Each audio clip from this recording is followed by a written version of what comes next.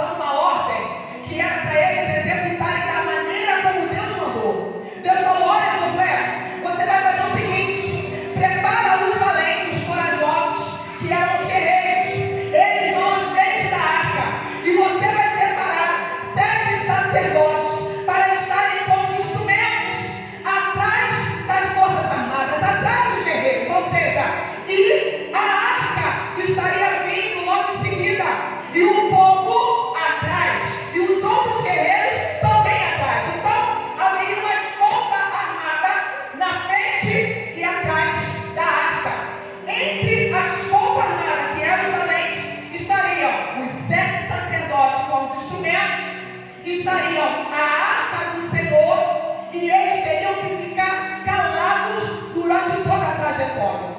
Nos diz o texto, irmãos, que Josué passou uma informação para todos aqueles que estavam dispostos a conquistar Jericó. Abrindo um parênteses, irmãos, nós temos em nossa vida cotidiana, e todos os dias nós temos batalhas para ser enfrentadas. A Bíblia vai dizer que há caminhos que para o homem parecem direito, mas no final é caminho de morte. Quando nós trilhamos um caminho que nós queremos trilhar sem a autorização do Espírito Santo de Deus, o caminho nos conduz à morte. Nos conduz à morte, tanto física quanto espiritual. Mas quando nós temos o ouvido aguçado para ouvirmos e compreendermos e obedecermos a voz do Espírito Santo, a Bíblia nos diz, querido, que nós seremos mais do que vencedores, porque o Senhor, Ele peleja as nossas guerras e batalha as nossas batalhas. O texto vai dizer que quando eles estivessem circulando a cidade, era necessário ficarem calados as 6 jogadas. Eles fizeram a primeira, fizeram a segunda, fizeram a terceira e a 6ª rodada sem abrir a boca para falar absolutamente nada. Se estamos falando em conquistar, não pode haver murmuração. Se estamos falando em conquistar, não pode haver falta de vigilância. Se estamos falando em conquistar, eu preciso estar na mesma sintonia para que o propósito de Deus seja executado e verdadeiramente o milagre venha acontecer. Há momentos na vida, irmãos, em que olhamos ao redor e tudo o que vemos são somente muralhas. Nada mais do que muralhas. Que muralhas são essas, Luciano? A muralha da enfermidade, a muralha do problema financeiro, a muralha familiar, a muralha da solidão, da tristeza, da depressão, que é o mal do século. Temos a muralha da independência, que as mulheres agora elas querem ser independentes, ser autônomas.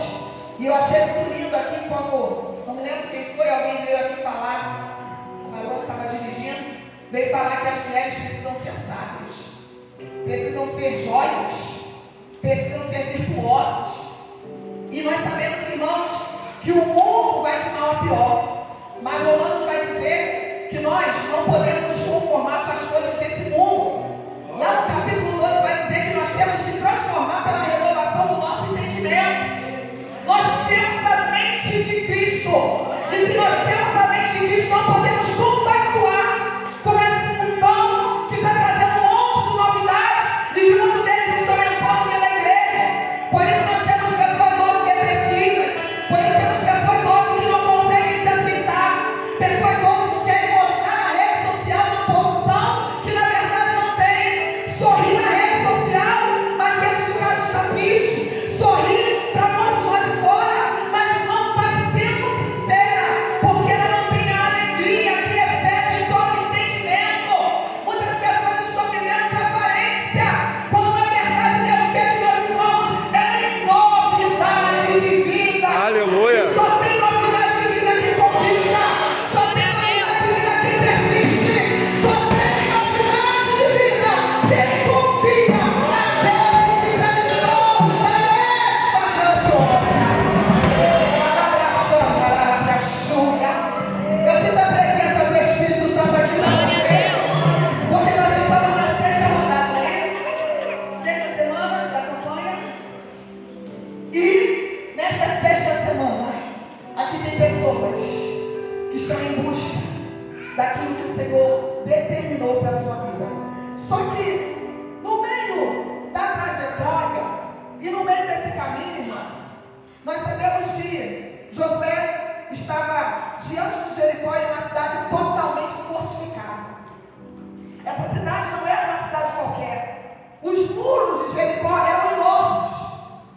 Eles eram enormes, tanto em altura quanto em largura. Por quê? Porque habitavam casas, famílias, no muro de Jericó. E esse muro era tão bem fortalecido, irmãos, que era impossível ao humano derrubar ou até mesmo ultrapassar aqueles muros. que quando o Senhor, Ele monta uma estratégia, Ele monta para vencer. E antes de Josué invadir Jericó, primeiro ele enviou espias. Já viu alguém entrar na guerra sem conhecer o teu inimigo? Não tem como. Não há possibilidade de você entrar numa guerra sem você estudar o teu inimigo. E sabe quem é o nosso inimigo, irmãos? É o diabo, que ele fica se andando, rodeando ao nosso derredor, buscando a quem possa tragar. Ele nos vigia, ele nos solta, ele quer saber o que nós estamos fazendo, ele quer saber como nós estamos reagindo diante das adversidades dessa vida, ele quer saber qual é o nosso posicionamento diante das batalhas que o Senhor permite que nós venhamos enfrentar. E aí, com os nossos gestos, com o nosso falar, ele vai observando e ele quer saber se realmente, quando nós estamos louvando aqui, nós executamos quando estamos fora do templo. Ah, Jesus, eu vou falar. Porque é muito lindo estar aqui na igreja adorando, louvando, né? Falando que Ele é bom, falando que é maravilhoso estar na presença dEle.